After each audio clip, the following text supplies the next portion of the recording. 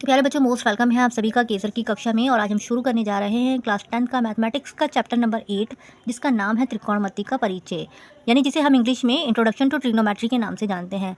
प्यारे बच्चों, ट्रिग्नोमेट्री यानी त्रिकोणमिति से संबंधित क्लास 10th में 2 चैप्टर्स हैं। एक तो आपका चैप्टर नंबर 8 है, दूसरा चैप्टर नंबर 9 है, जिसका नाम है त्रिकोणमिति के अनुप्रयोग। उसमें भी हम ट्रिग्नोमेट्री के बारे में पढ़ेंगे।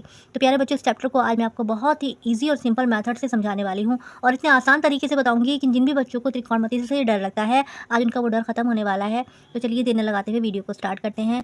लेकिन तो प्यारे बच्चों, इस प्रश्नावली को स्टार्ट करने से पहले इस चैप्टर से जुड़े हुए कुछ बेसिक कंसेप्ट के बारे में हमें जानना होगा, जो इस चैप्टर में यानी 6 एक्सरसाइज से जुड़े हुए हैं, जो इसमें यूज़ होने हैं, इस्तेमाल होने हैं। तो ज़्यादा देर ना लगाते हुए इन शॉर्टली बहुत ही कम टाइम में मैं आपको उसके बारे में बता दूंगी। उसके बाद ये चैप्टर को समझना हमारे लिए बहुत ज़्यादा आसान हो जाएगा। तो चलो देर न लगाते हुए वीडियो को स्टार्ट करते हैं और जान लेते हैं कि ट्रिग्नोमेट्री यानी त्रिकोणमिति क्या है।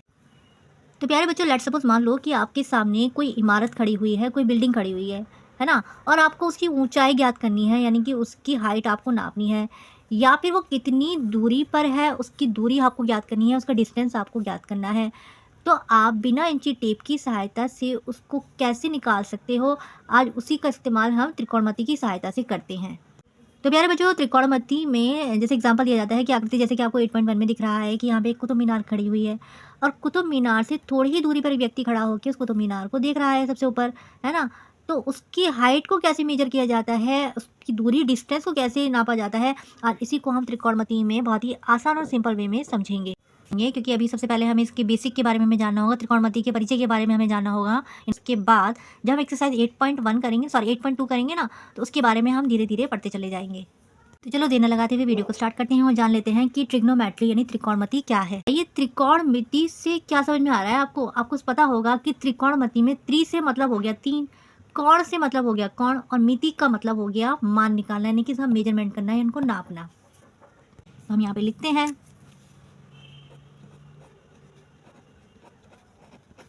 त्रिकोण मिति।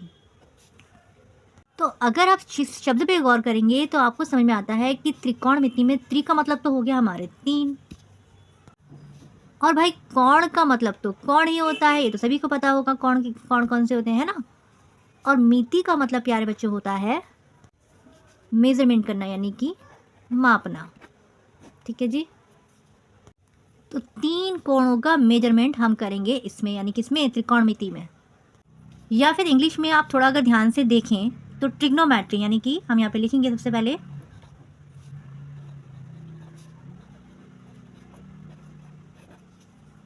ट्रिग्नोमेट्री में। तो इसमें यानी कि 3, गॉन मीन्स होता है, गॉन बोलते हैं साइड्स को, क्या बोलते हैं, साइड्स को बोलते हैं गॉन। और मैट्री का मतलब होता है प्यारे बच्चों मापना, यानी कि इसका मेजरमेंट करना। ठीक है जी। अब प्यारे बच्चों, हम त्रिकोणमिति में 3 कोणों का मापन कर रहे हैं, यानी 3 साइड्स का मेजरमेंट कर रहे हैं। अब ये 3 कोण जो होते हैं काय में होते हैं भाई, 3 कोण तो त्रिभुज में होते हैं, उसमें 3 कोण होते हैं और 3 भुजाएं होती हैं, है ना, सीधी सी बात है भाई। त्रिभुज में 3 कोण होते हैं और 3 भुजाएं होती हैं। तो सारी की सारी गणित यानी सारी की सारी त्रिकोणमिति जो है वो किस में यूज होने वाली है, त्रिभुज में यूज होने वाली है, यानी कि ट्राइंगल में यूज होने वाली है। अब प्यारे बच्चों, त्रिभुज भी हमें कौन सा सिलेक्ट करना है भाई, त्रिभुज भी हमें कौन सा सिलेक्ट करना है, त्रिभुज हमें सिलेक्ट करना है हमारा ये समकोण त्रिभुज, यानी जिसे हम राइट एंगल ट्राइंगल के नाम से जानते हैं। तो हम यहाँ पे लिखेंगे कौन सा त्रिभुज है हमारा, समकोण त्रिभुज, समकोण त्रिभुज, जिसे हम किसके नाम से जानते हैं, ट्राइंगल के नाम से, राइट एंगल ट्राइंगल। तो त्रिभुज हमने कौन सा सिलेक्ट करा, राइट एंगल ट्राइंगल, यानी जिसे हम समकोण त्रिभुज के नाम से जानते हैं। तो समकोण त्रिभुज में ही हम ट्रिग्नोमेट्री को अप्लाई करेंगे, यानी इसको लगाएंगे। अब हमें ये पता है प्यारे बच्चों कि समकोण कितने डिग्री का होता है भाई, समकोण तो 90 डिग्री का होता है, यानी 90 डिग्री का होता है ना। तो प्यारे बच्चों, क्लास 10th में सबसे इम्पॉर्टेंट ये है कि हम क्लास 10th में समकोण त्रिभुज की बात करेंगे, यानी राइट एंगल ट्राइंगल के बारे में पढ़ेंगे।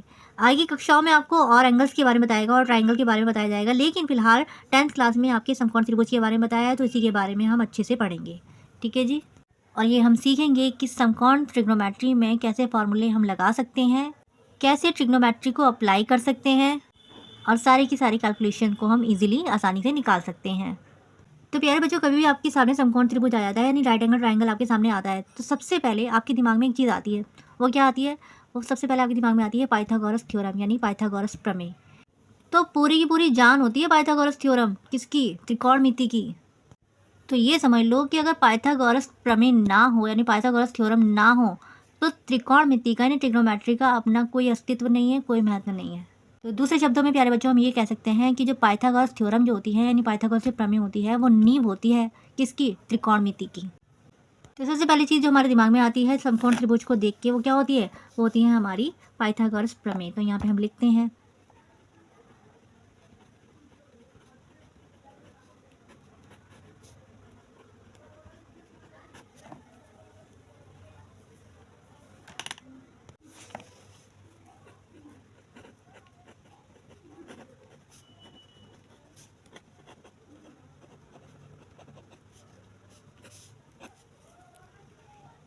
और प्यारे बच्चों, जब पाइथागोरस प्रमेय हमारे दिमाग में आती हैं तो तीन बातें हमारे दिमाग में आती हैं। वो कौन कौन सी होती हैं? वो होती हैं, सबसे पहले हमारी होती है लंब। तो यहाँ पे हम लिखेंगे लंब, जिसे हम इंग्लिश में प्यारे बच्चों क्या बोलते हैं? परपेंडिकुलर।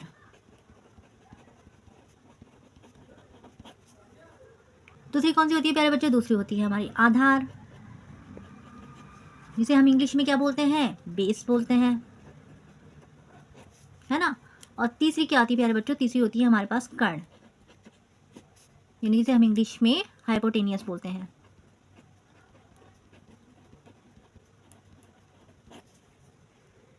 तो प्यारे बच्चों, क्या होती हैं ये तीनों, यानी किसको बोलेंगे? भाई हमें पता है कर्ण के बारे में तो फिक्स है कि कर्ण जो होता है, कर्ण की जो पोजीशन होती है वो फिक्स होती है, यानी वो कभी भी नहीं बदलती है, ठीक है। लेकिन हम और हमारे जो अकॉर्डिंग टू द क्वेश्चन हमारे जो लंब और आधार होते हैं यानी कि परपेंडिकुलर जो बेस जो होता है वो क्वेश्चन के अकॉर्डिंग यानी इंटरचेंज हो जाते हैं, यानी वो बदल जाते हैं। लेकिन जो हमारा हाइपोटेनियस होता है वो फिक्स्ड होता है, वो कभी नहीं चेंज होता। कर्ण के बारे में प्यारे बच्चों हम जानते हैं कि 90 डिग्री के सामने वाली भुजा, कौन सी? 90 डिग्री के सामने वाली जो भुजा होती है वो हमारी क्या होती है? वो हमारी होती है कर्ण यानी कि हाइपोटेनियस।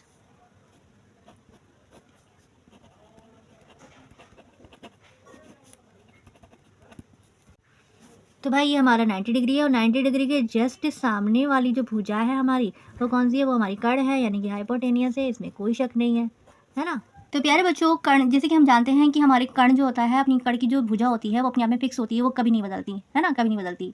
लेकिन हमारी जो लंब और आधार है ना वो अकॉर्डिंग टू द क्वेश्चन जहाँ पे भी हमें जो यहाँ पे जिस जगह पे थीटा दे रखा होता है ना, जिस भी जगह का मान ज्ञात करने के लिए दे रखा होता है, तो हमारे थीटा यानी कि आधार और लंब हमारे अकॉर्डिंग टू द क्वेश्चन बदलते रहते हैं, यानी कि जगह उनकी बदलती रहती हैं।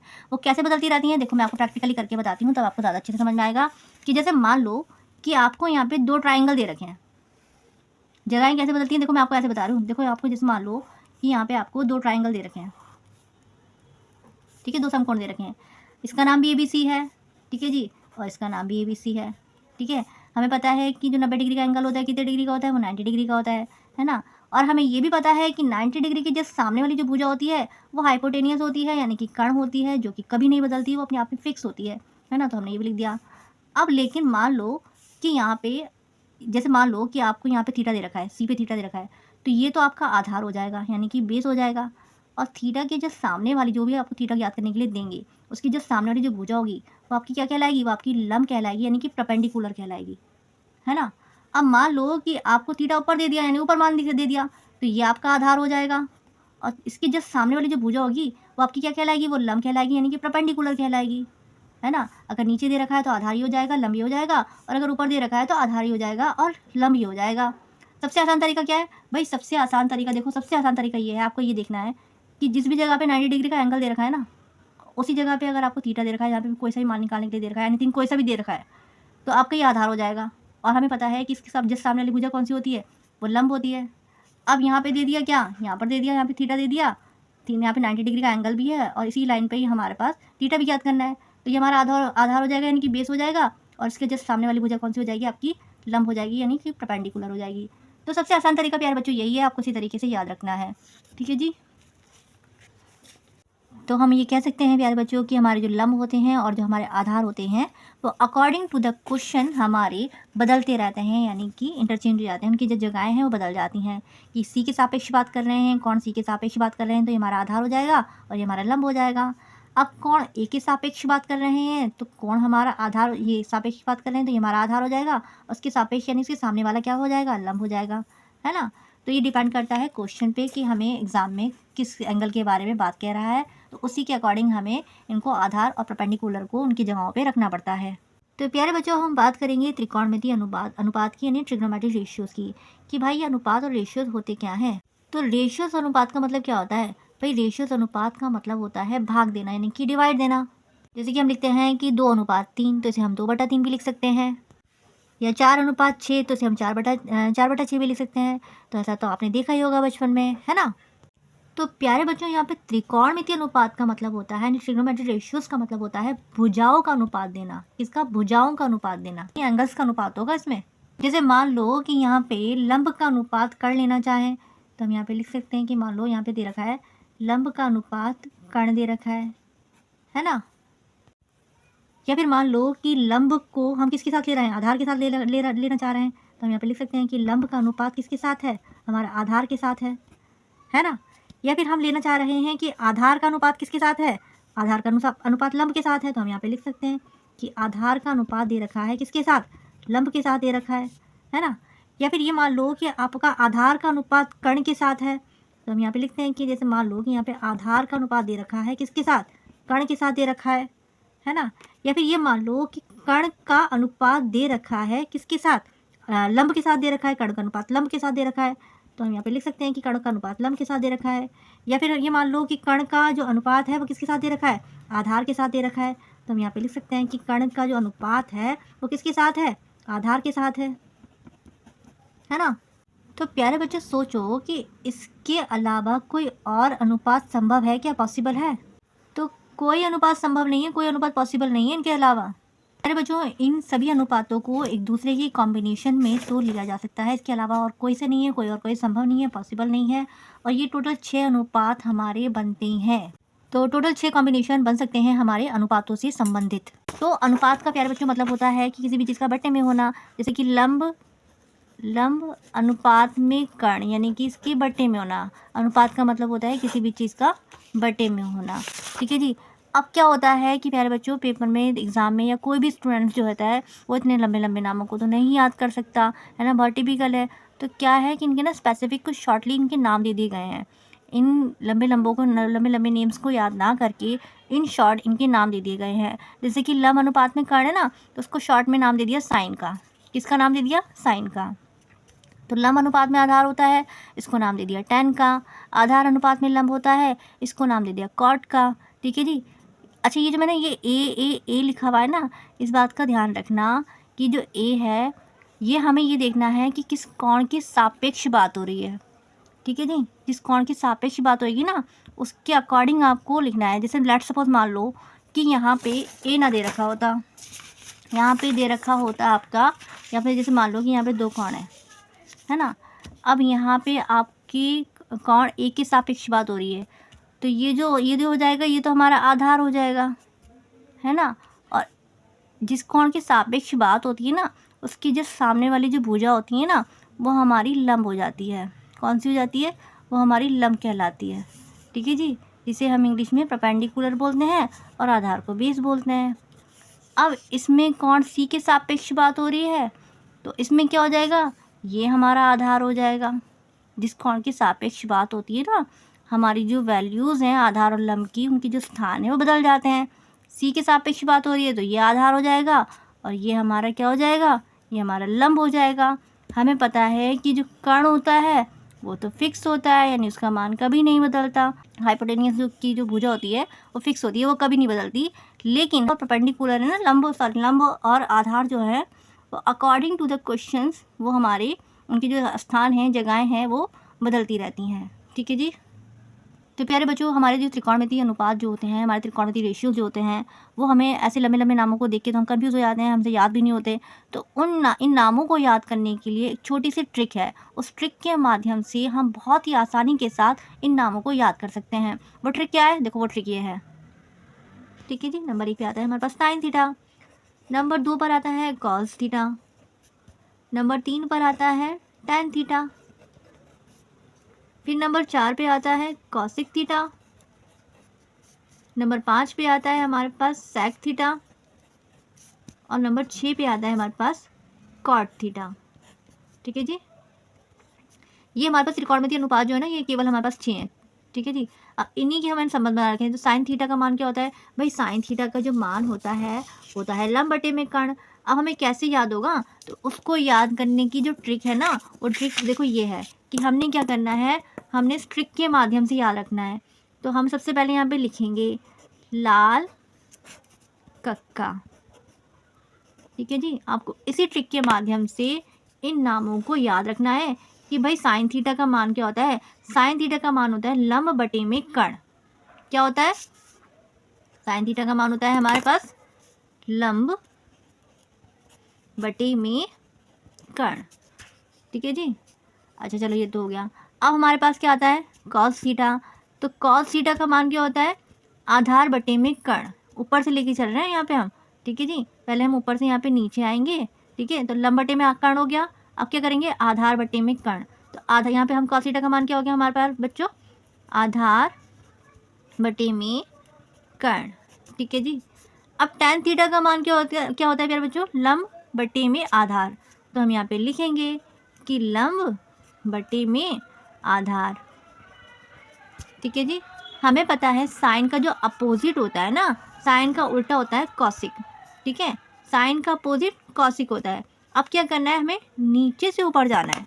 कैसे जाना है? नीचे से ऊपर जाएंगे तो इसका अपोजिट कर देंगे, इसको उल्टा कर देंगे, कर्ण बटे में लंब हो जाएगा। तो कॉसिक का मान क्या होगा प्यारे बच्चों? कर्ण बटे में लंब। तो हम यहाँ पे लिखेंगे कर्ण बटे में लंब। ठीक है जी, उसके बाद क्या आता है हमारे पास? सेक थीटा का मान क्या होगा? नीचे से ऊपर जा रहे हैं तो कर्ण बटे में आधार। तो ये हमारे पास हो जाएगा कर्ण बटे में आधार। ठीक है जी, उसके बाद ये क्या हो जाएगा प्यारे बच्चों? आधार बटे में लंब। तो क्या हो जाएगा? आधार बटे में लंब। तो आपको इसी ट्रिक से, यानी इसी ट्रिक के माध्यम से आपको जो है ये याद रखना है। ठीक है जी, अब आप कंफ्यूज नहीं होगे क्या आएगा, लंब बटे में कर्ण किसे लेना है या आधार बटे में कर्ण कहाँ पे लेना है। बस आपने लाल कक्का लिखना है और उसकी जो है वैल्यूज़ को हमको पुट अप कर देना है। भाई ये लंब बटे में कर्ण है, जिसको हम इंग्लिश में क्या बोलते हैं? लंब को क्या बोलते हैं? परपेंडिकुलर बोलते हैं। अच्छा, इंग्लिश में कैसे याद करेंगे? इंग्लिश में याद रखने के लिए भी ट्रिक है। वो क्या है हमारी? पंडित बद्री प्रसाद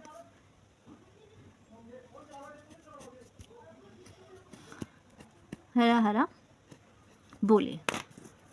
ठीक है जी, कैसे याद करना है? तो साइन का मतलब क्या हो गया? P अपॉन में H, परपेंडिकुलर अपॉन में हाइपोटेनियस। तो यहाँ पे हम लिख देते हैं शॉर्ट में। तो ये हमारा क्या हो गया? P अपॉन में H। ठीक है, मैंने शॉर्ट में नाम लिखा है, आप याद रखिएगा। P for perpendicular, H for hypotenuse और B फॉर बेस। ठीक है, ये क्या हो जाएगा? B अपॉन H है ना। कॉस का मान क्या हो गया? B अपॉन में H हो गया, यानी कि बेस अपॉन में हाइपोटेनियस हो गया। उसके बाद ये परपेंडिकुलर अपॉन में बेस। तो क्या हो जाएगा? परपेंडिकुलर अपॉन में बेस हो जाएगा। ठीक है जी, नीचे से ऊपर आए, अब क्या करना है? नीचे से ऊपर जाना है। सॉरी, ऊपर से नीचे आए थे, अब नीचे से ऊपर जाना है। तो ये क्या हो जाएगा? हाइपोटेनियस अपॉन में परपेंडिकुलर हो जाएगा। कॉसिक का मान क्या हो गया हमारे पास? हाइपोटेनियस अपॉन में परपेंडिकुलर हो गया। कर्ण का मान क्या हो गया? हाइपोटेनियस अपॉन में बेस हो गया। तो हम यहाँ पे लिखेंगे हाइपोटेनियस अपॉन में बेस हो गया। आधार क्या हो गया? बेस अपॉन में परपेंडिकुलर हो गया। तो हम यहाँ पे लिखेंगे बेस अपॉन में परपेंडिकुलर। ठीक है जी, आपको इसी ट्रिक के माध्यम से, जो दोनों ट्रिक है ना, इसी ट्रिक के माध्यम से आपको इनकी वैल्यूज़ जो हैं, इनकी जो नाम है वो पुट अप कर देने हैं, रख देने हैं। ठीक है जी, तो प्यारे बच्चों, अगर आपको इतना समझ में आ रहा है, यहाँ तक समझ में आया है, तो हमें कमेंट सेक्शन में ज़रूर बताइएगा कि हाँ मैम, हमें अच्छे से समझ में आ गया है। उससे क्या होता है, इससे हमें भी अच्छा लगता है और हमें आगे वीडियोस बनाने के लिए मोटिवेशन मिलती रहती है। और प्यारे बच्चों, एक बात का विशेष ध्यान रखिएगा कि जैसे-जैसे नोट्स मैं बनाती जा रही हूँ, आपको भी इसी तरीके से नोट्स बनाने हैं। और क्योंकि ये इसलिए बनाने हैं क्योंकि आपके फाइनल में आप जब एग्ज़ाम देने जाओगे ना, बोर्ड एग्ज़ाम जब बैठोगे, तो ये आपके बहुत काम आने वाले हैं। तो उसके लिए आप नोट्स को जिस तरीके से मैंने बनाया है, बहुत आसानी के साथ आप भी हाथ के हाथ बनाते हुए चलिएगा। ठीक है जी? तो प्यारे बच्चों, आपको जो त्रिकोणमितीय अनुपात जो दे रखे हैं ना, यानी ट्रिग्नोमेट्रिक रेशियोज़ जो दे रखे हैं, इन 6 नामों को sine, cos, tan, cosec, sec, cot, sine, cos, tan, cosec, sec, cot, इन नामों को आपको अच्छे से, बहुत अच्छे से याद कर लेना है, रट लेना है। क्या उठते बैठते कोई भी कार्य करते हुए इन नामों को आप 10-12 बार दोहराओगे तो आपको इंशाल्लाह याद हो जाएंगे। तो नामों को याद रखना है, क्योंकि ये आपके चैप्टर 8 के साथ साथ आपके चैप्टर 9 में भी, यानी कि त्रिकोणमिति के अनुप्रयोग में भी, जो चैप्टर नंबर 9 है ना एक्सरसाइज, उसमें भी हमारे चलने वाले हैं। तो आपको इन नामों को रट लेना है। अब क्या है कि आपको इन नामों को याद नहीं रखना, लंब बटे में कर्ण या आधार बटे में कर्ण या लंब बटे में आधार, वो तो आप लाल कक्का के माध्यम से, ये जो ट्रिक है ना, उसके माध्यम से आप लिख ही लोगे। बस आपको ये नाम याद रखने हैं, है ना। ये 6 नाम जो है ना, इन 6 नामों को आप याद कर लेना, उनको रट लेना। बाकी ये जो नाम है, इनको तो हम लाल कक्का की ट्रिक से या पीबीपी एचएचबी की ट्रिक से हम इनकी वैल्यूज़ को, इनके नामों को हम रख ही लेंगे। ठीक है जी। अब यार बच्चों, जैसे कि हमें पता है कि हमारे जो त्रिकोणमितीय रेशियोज होते हैं, 6 अनुपात हमने याद करे थे, वो कौन-कौन से थे? हमें पता है, वो तो सबसे पहले था हमारे पास साइन थीटा, फिर कौन सा था हमारा कॉस थीटा था, फिर तीसरा कौन सा था टैन थीटा था, है ना। 3 तो हमारे ये थे, नंबर 1, नंबर 2 और ये नंबर 3। ठीक है। थीटा आपको लगाना ही लगाना है, क्योंकि थीटा का मान फिर कोई सा भी हो सकता है। वो 60 भी दे सकते हैं, वो 45 भी दे सकते हैं, मतलब थीटा का मतलब होता है कोण, और कोण का कोई सा भी दे सकते हैं। ठीक है जी। Sign, cos, tan. अब चौथा कौन सा था? कॉसिक थीटा था, कॉसिक थीटा था ना। फिर कौन सा था? पांचवा कौन सा था? साइन, कॉस, कॉसिक, सेक, सेक थीटा था। ठीक है जी। फिर छठा कौन सा था हमारे पास? कॉट थीटा था। ठीक है जी। इन 6 नामों को हमने याद किया था ना। देखो, ये 6 नाम हमने यहाँ पे लिख दिए हैं। अब जैसे कि मान लो, लेट्स सपोज प्यारे बच्चों, मान लो एग्जाम में आपसे पूछ लेता है कि सेक थीटा का मान बताओ। तो हमें पता है कि हमने एक ट्रिक याद करी थी छोटी सी, उस ट्रिक के माध्यम से हम इनके मानों को, यानी इनके नामों को इजीली बता सकते हैं। वो कौन सी थी? लाल कक्का का रूल था। भाई लाल कक्का हम लिखेंगे, छोटा सा बस ये वर्ड लिखेंगे और इजीली बता देंगे किसका मान क्या है। तो लाल कक्का में ये तो हो गया साइन, ये हो गया कॉस, ये हो गया टैन, ऊपर की तीनों नाम हैं। ठीक है जी। कॉसिक, सेक, कॉट, ये नीचे के तीनों नाम है। तो 5वें नंबर पे आ रहा है, तो 5वें नंबर पे कौन सा आ रहा है? कर्ण बटे में आधार आ रहा है। तो हम यहाँ पे लिख देंगे इजीली कि भाई सेक थीटा का मान होता है हमारा कर्ण बटे में आधार, है ना। इंग्लिश में हम क्या बोलते हैं? कर्ण को हाइपोटेनियस बोलते हैं, आधार को क्या बोलते हैं? बेस बोलते हैं, है ना। अगर इंग्लिश में लिखेंगे तो हम क्या लिखेंगे?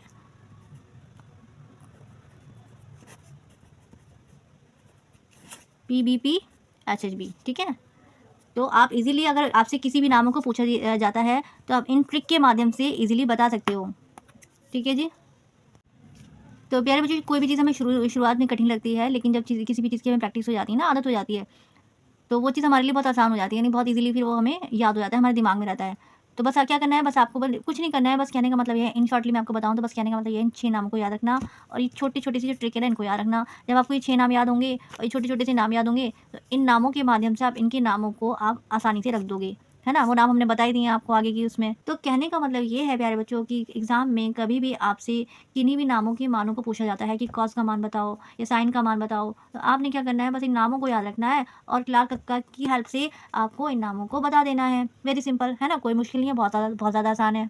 क्योंकि जब तक आपको ये 6 नाम याद नहीं होंगे, आपको त्रिकोणमिति समझ में नहीं आएगी, ट्रिग्नोमेट्री समझ में नहीं आएगी, तो उन 6 नामों को याद करना आपके लिए बहुत ज़्यादा ज़रूरी है, क्योंकि ये आपकी एक्सरसाइज 8 के साथ-साथ ये आपकी एक्सरसाइज 9 से भी जुड़े हुए हैं। ठीक है जी। तो प्यारे बच्चों, जैसे कि त्रिकोणमिति, ट्रिग्नोमेट्रिक्स की इंट्रोडक्शन को हमने पढ़ा, तो क्या है कि मैं एक्सरसाइज को शुरू में भी शुरू कर सकती थी, स्टार्ट कर सकती थी बिना इंट्रोडक्शन को दिए। लेकिन क्या है कि हमारे को बेस को जानना है, बहुत ज़्यादा ज़रूरी था, कि जब तक हमारा बेस मजबूत नहीं होता, तो हम आगे की एक्सरसाइज में हमारे लिए परेशानियाँ होती रहती हैं, दिक्कतें आती रहती हैं। अब क्या है, हमने इसके बेस को जान लिया है, तो आगे हमारे पास इंशाल्लाह कोई परेशानी नहीं होगी, और चैप्टर हमारे पास बहुत ही मक्खन की तरह, बहुत ही आसानी के साथ हमारा खत्म होने वाला है। तो आई होप आपको वीडियो समझ में आई होगी। उसके बाद नेक्स्ट वीडियो में हम चैप्टर नंबर 8 को स्टार्ट करेंगे, मैथ की 10th क्लास की चैप्टर नंबर 8 कि 8.1 को हम बहुत ही आसानी के साथ, बहुत ही ईज़ी मेथड में, और एक-एक क्वेश्चन को बहुत बारीकी से, बहुत ही ईज़िली और बहुत ही शॉर्ट टाइम में आपको सॉल्व करके दिखाएँगे। तो हमारे साथ बने बने रहिएगा, और अगर आपको वीडियो पसंद आई है तो वीडियो को लाइक करिएगा, चैनल को सब्सक्राइब करके बेल आइकन की ऑल पे प्रेस कर देना, जिससे कि हम एग्ज़ाम की इंपॉर्टेंट क्वेश्चंस के साथ-साथ जो सिलेबस को कवर करवा रहे हैं, उसकी नोटिफिकेशन भी आपको समय-समय पर मिलती रहेगी। तो मिलते हैं अपनी नेक्स्ट एक्सरसाइज के साथ बहुत जल्दी 8.1 के साथ। तब तक के लिए bye bye and take care.